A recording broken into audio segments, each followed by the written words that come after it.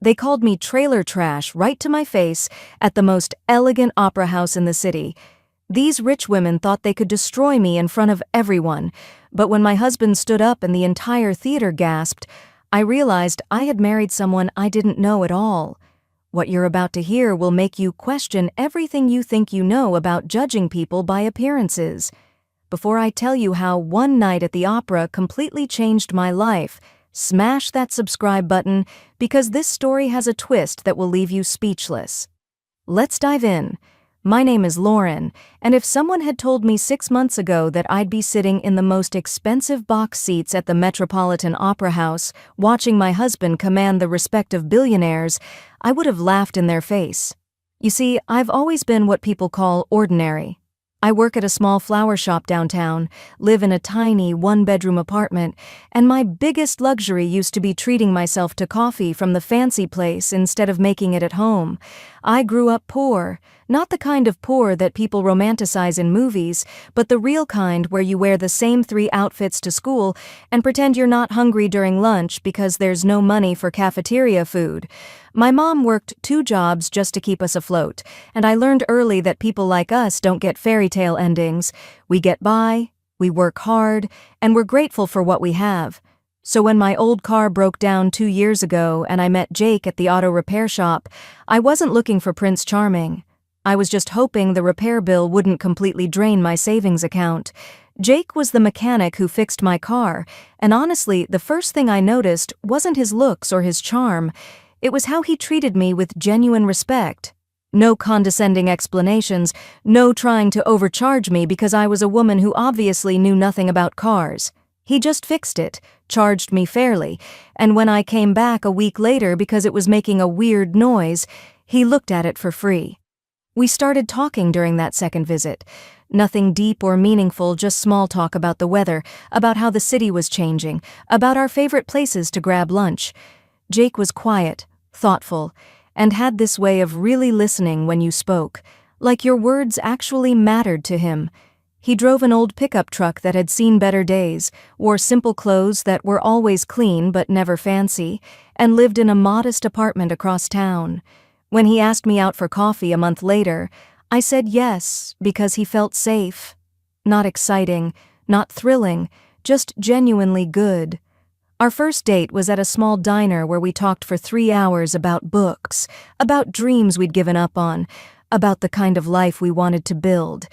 He told me he'd grown up without much family around, that he preferred simple things, and that he'd never been interested in the kind of lifestyle where money and status mattered more than real connections. We dated for a year before he proposed. Nothing fancy, no elaborate setup, just him getting down on one knee in my tiny kitchen with a simple ring and asking if I wanted to spend the rest of my life figuring things out together. We had a small courthouse wedding with just a few friends, and honestly, it was perfect. Jake never talked much about his family or his past, and I didn't push. Some people are private, and I respected that. Our married life was beautifully ordinary. Jake would pick me up from the flower shop in his old truck, we'd grocery shop together on Sundays, and our biggest splurges were takeout dinner and renting a movie. He always said money wasn't what made people happy, that the richest person was someone who was content with what they had. I loved that about him. In a world where everyone seemed desperate to have more, bigger, better, Jake was satisfied with simple and real, which is why I was so confused when he came home 3 months ago with 2 tickets to the opera. Not just any opera, but a performance at the city's most exclusive opera house, the kind of place where tickets cost more than my monthly rent. "Jake, where did you get these?" I asked, staring at the elegant cardstock in disbelief. He shrugged, that same quiet smile on his face. "Won them in a radio contest. Thought it might be fun to try something different." I'd never heard him listen to the radio, much less call in to contests, but stranger things had happened. And honestly, the idea of experiencing something so far outside my normal world was both terrifying and exciting. Jake seemed genuinely enthusiastic about it, and I couldn't remember the last time I'd seen him excited about anything social. The problem was, I had absolutely nothing appropriate to wear.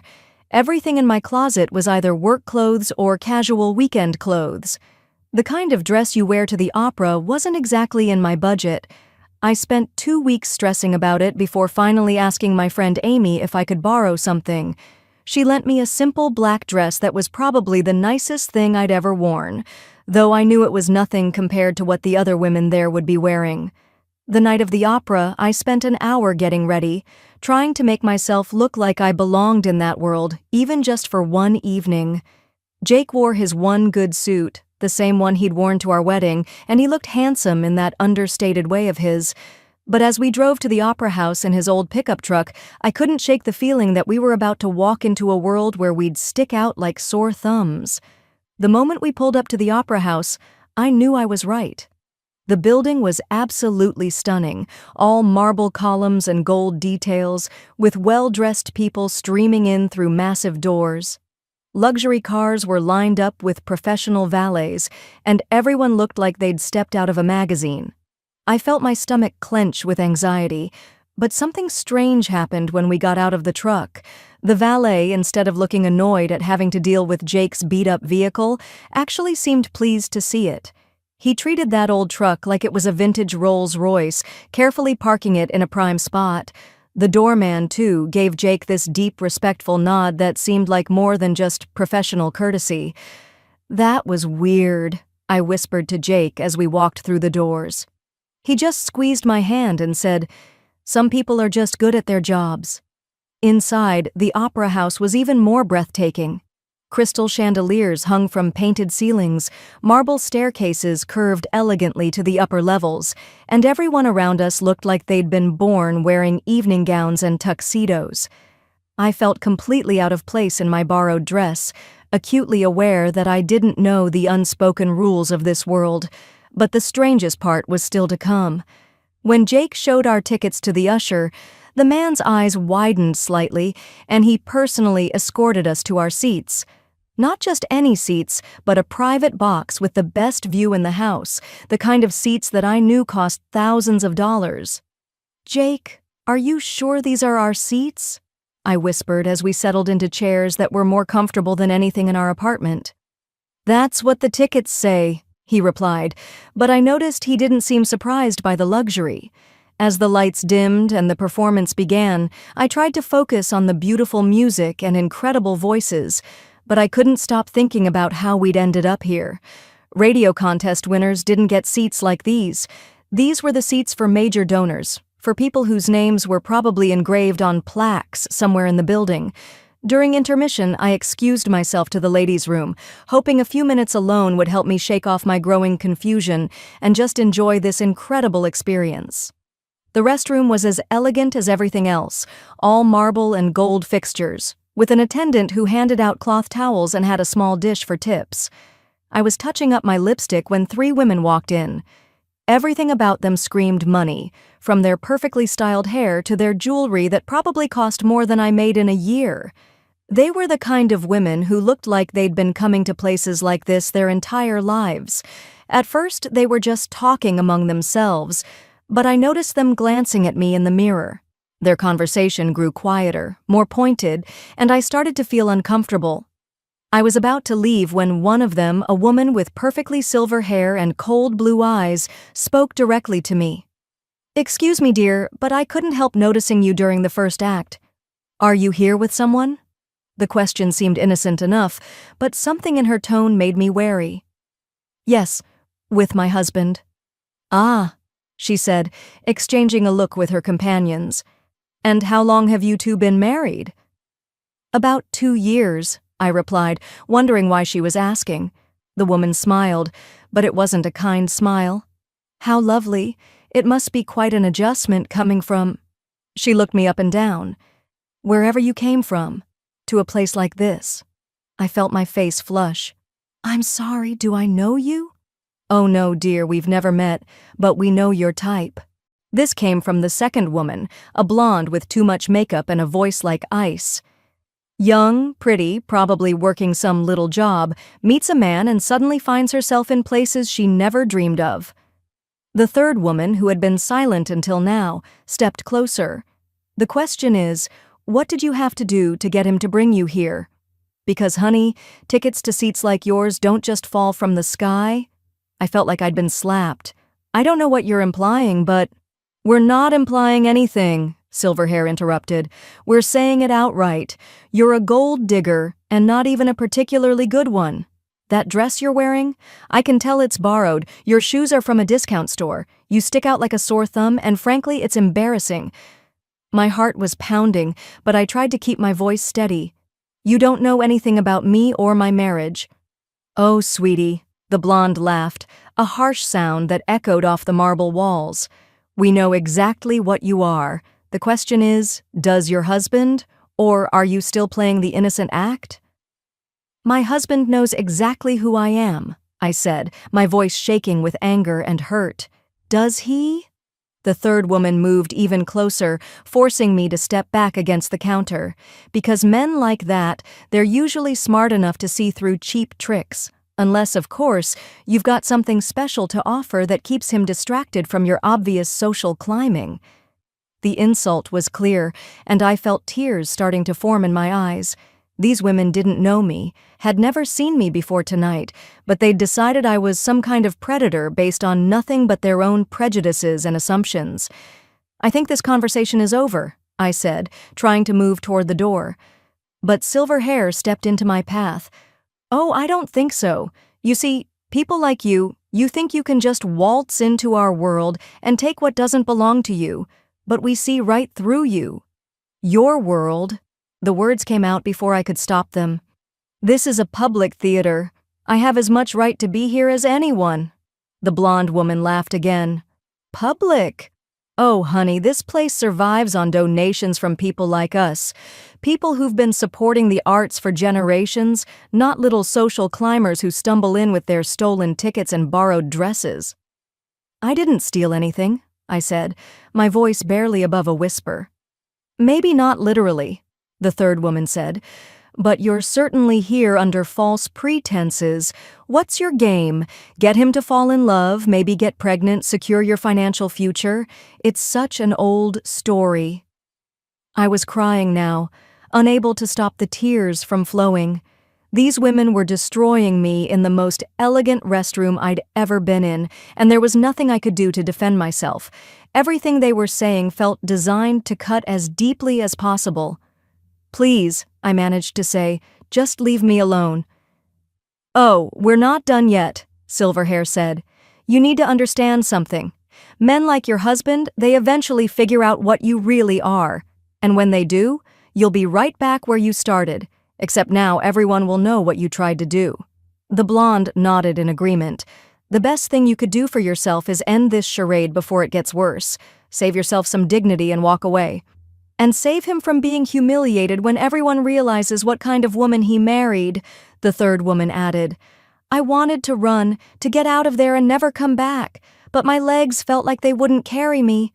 These women had reduced me to nothing with their words, made me feel like everything I'd believed about my marriage, about Jake's love for me, was some kind of elaborate lie I'd been telling myself.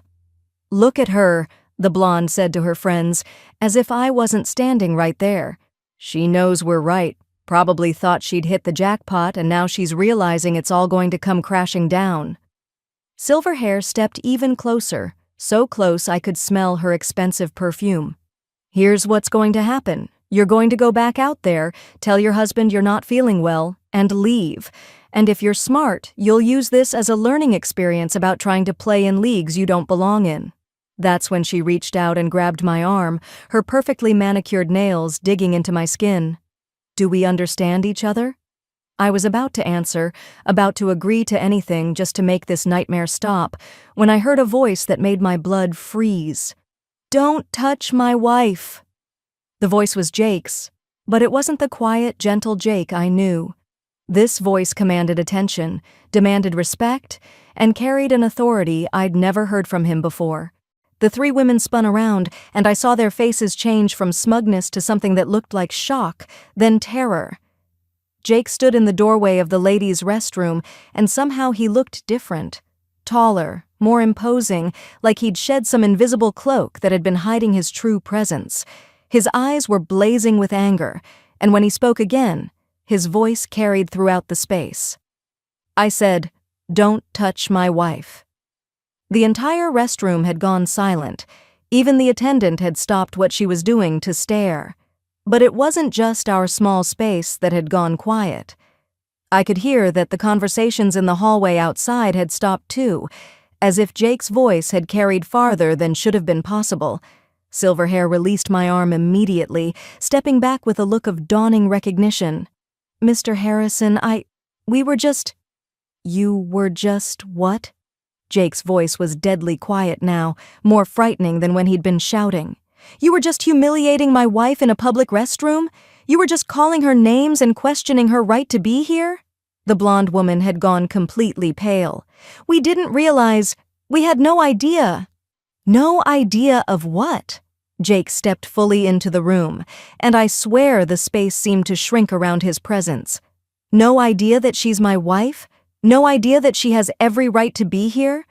Or no idea that your behavior is absolutely unacceptable regardless of who she is?" Mr. Harrison.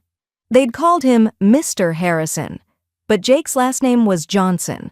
At least that's what I'd thought for the past 2 years. The third woman, who had been so confident minutes earlier, was now practically trembling. "Mr. Harrison, please, there's been a misunderstanding. We were just—" "There's been no misunderstanding," Jake cut her off. "I heard every word you said to my wife, every insult, every threat, every attempt to make her feel small and unwelcome, and now you're going to explain to me why you thought that was appropriate behavior." I was still pressed against the counter, watching this scene unfold like it was happening to someone else. The man confronting these women looked like Jake, sounded like Jake, but carried himself like someone who was used to being obeyed, someone whose word carried weight in rooms full of powerful people. Silverhair tried again, her voice shaking now. "Mr. Harrison, we sincerely apologize. We had no idea she was your wife. If we had known—" "If you had known what?" Jake's voice rose again. "If you had known she was married to someone you recognized, you would have treated her with basic human decency. That's your standard for how to treat people." The silence stretched out, and I realized that people had gathered in the hallway outside. Through the open door, I could see well-dressed opera patrons standing in clusters, whispering and staring. Whatever was happening here had become a public spectacle. "The 3 of you are going to leave," Jake continued, his voice carrying absolute authority. "You're going to leave this restroom, you're going to leave this theater, and you're going to think very carefully about whether you want to continue showing your faces at events where you clearly can't behave like civilized adults." "But, Mr. Harrison," the blonde woman started, "surely we can—" "There is no but," Jake interrupted. "There is no negotiation. You insulted my wife, you made her cry, and you put your hands on her. You're done here." As if summoned by magic, 2 security guards appeared in the doorway behind Jake. He must have called them somehow, though I hadn't seen him do it. "These 3 ladies are leaving," Jake told the guards. "Please escort them out of the building." Silverhair made one last desperate attempt. "Mr. Harrison, my husband is on the board of directors. Surely we can discuss this." Jake's smile was cold. "Your husband is Gregory Whitman, and he's about to be very interested in why his wife spent her evening harassing other patrons. I'll be speaking with him Monday morning." The woman's face went white. She opened her mouth as if to say something else, then clearly thought better of it. All 3 women allowed themselves to be escorted out by security, their heads down in shame. As they left, I heard whispers from the people in the hallway. "That's Jake Harrison." "The oil company Harrison?" "I heard he donated $10 million to this place last year." "No wonder he looked familiar." Jake closed the door, leaving us alone in the restroom. He turned to me, and suddenly he was just my Jake again, gentle and concerned, reaching out to wipe the tears from my cheeks. "Are you okay?" he asked softly. I stared at him, my mind reeling. "Who are you?" He took a deep breath. "I'm your husband. I'm the man who loves you more than anything in the world. Everything else? Everything else we can talk about." "Everything else?" My voice was getting higher. "Jake, those women called you Mr. Harrison. People outside are talking about oil companies and donations. What is going on?" He took my hands in his, those same gentle hands that had fixed my car 2 years ago. "My name is Jake Harrison. My family owns Harrison Energy, and yes, I should have told you all of this a long time ago." The room seemed to spin around me. Harrison Energy was one of the biggest oil companies in the country. I'd seen their name on buildings, on gas stations, in the news. "You're rich." "Very rich," he admitted quietly. "How rich?" I whispered. "Rich enough that those seats we're sitting in tonight? I paid for the renovation of this entire section of the theater. Rich enough that my name is on the plaque outside the box we're in." I sank down onto the small chair near the vanity, my legs unable to hold me up anymore. "Why didn't you tell me?" Jake knelt down in front of me, still holding my hands. "Because of exactly what just happened. Because people assume they know who you are, what you want, why you're with me, based on nothing but money. I wanted someone to love me for who I am, not what I have." "But you lied to me for 2 years, I said, tears starting again. "The apartment, the job, the truck." "I have the apartment because I like having a simple place to go. I work on cars because I enjoy it, because it keeps me grounded. The truck belongs to one of my employees, but I prefer driving it to any of the cars I actually own." He paused. "I didn't lie about who I am, Lauren. I just didn't tell you about the money." "That's a pretty big thing to leave out," I said, trying to process everything. "I know, and I'm sorry. I planned to tell you so many times, but then I'd see how happy we were in our simple life, and I'd think maybe it didn't matter. Maybe we could just keep being us." "But it does matter," I said. "Not the money itself, but the honesty. How can I trust you now?" Jake was quiet for a long moment. "You can trust me because nothing about how I feel about you was fake. You can trust me because I chose to live a simple life so I could find someone real. And you can trust me because when those women were hurting you, protecting you mattered more to me than protecting my secret." I looked at him, this man I'd been married to for 2 years, trying to reconcile the quiet mechanic with the powerful figure who had just commanded the respect of an entire theater. "The radio contest?" I asked. He had the grace to look embarrassed. "I bought season tickets. I've been trying to figure out how to bring you here without raising questions." Despite everything, I almost smiled. "You're a terrible liar." "I know. That's why I usually just don't talk about the money instead of making up stories." We sat there in silence for a few minutes, the sounds of the opera starting up again filtering through the walls. Finally, Jake spoke again. "Lauren, I know this changes things. I know you're angry, and you have every right to be. But I love you. I love your laugh when you're arranging flowers. I love how you sing in the shower even though you think I can't hear you. I love that you care more about whether someone is kind than whether they're important. None of that has anything to do with money." I studied his face, looking for the Jake I knew in this new version I was discovering. "Those women. They said terrible things about me.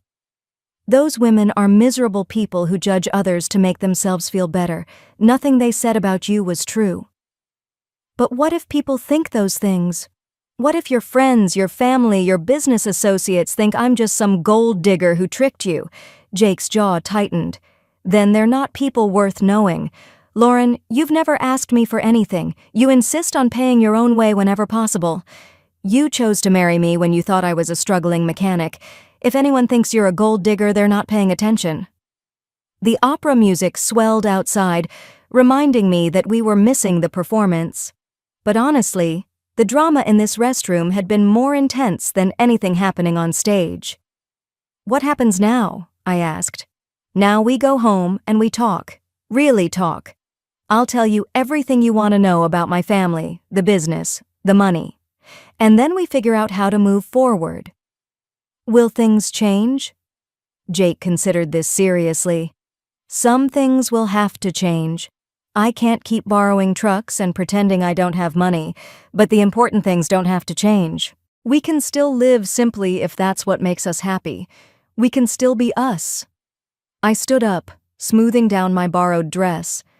"I need some time to process all this." "I understand. Take all the time you need." We left the restroom together, walking past the groups of people who were still whispering about the scene they'd witnessed. Jake nodded politely to a few people who greeted him, but didn't stop to chat. As we made our way back to our box seats, I noticed how different people's reactions to him were now that I knew the truth.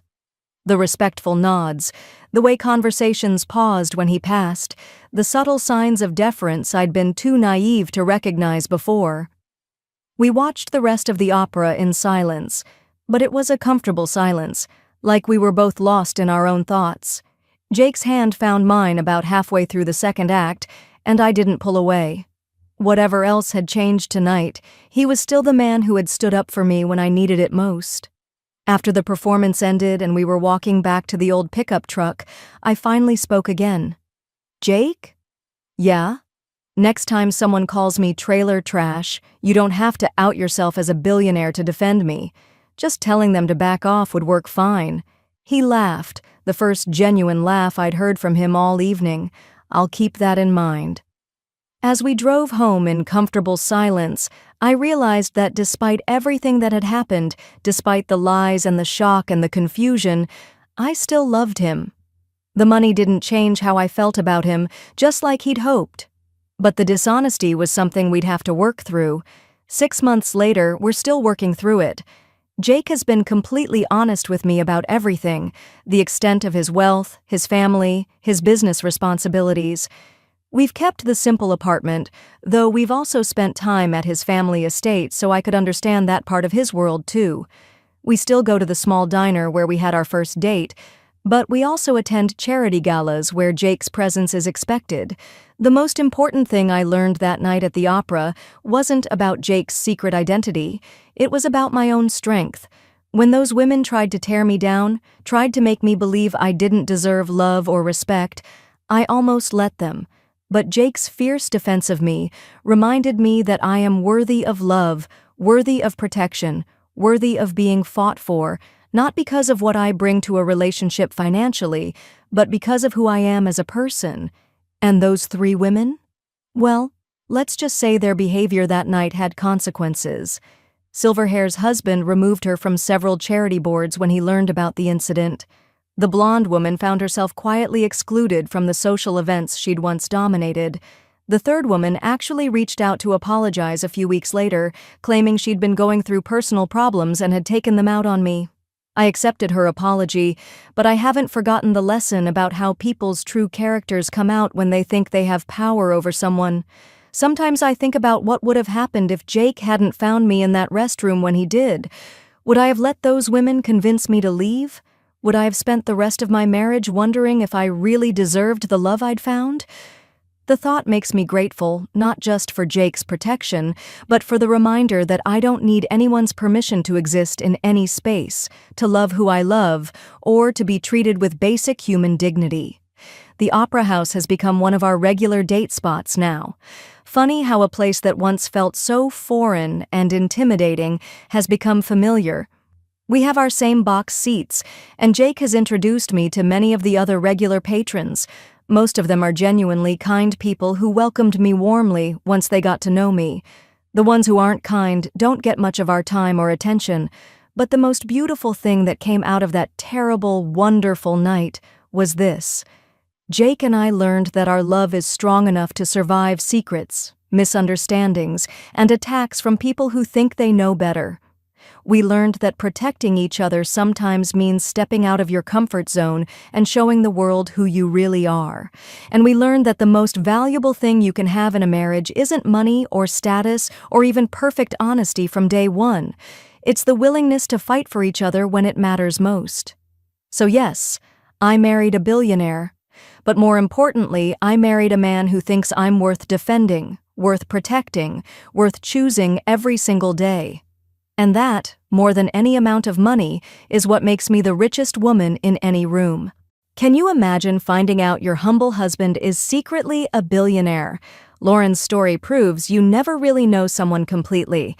If this story gave you chills, wait until you see our next video about a janitor whose true identity shocked an entire corporate building. Hit subscribe, ring that bell, and let me know in the comments. Could you forgive someone for hiding something this big? See you next time.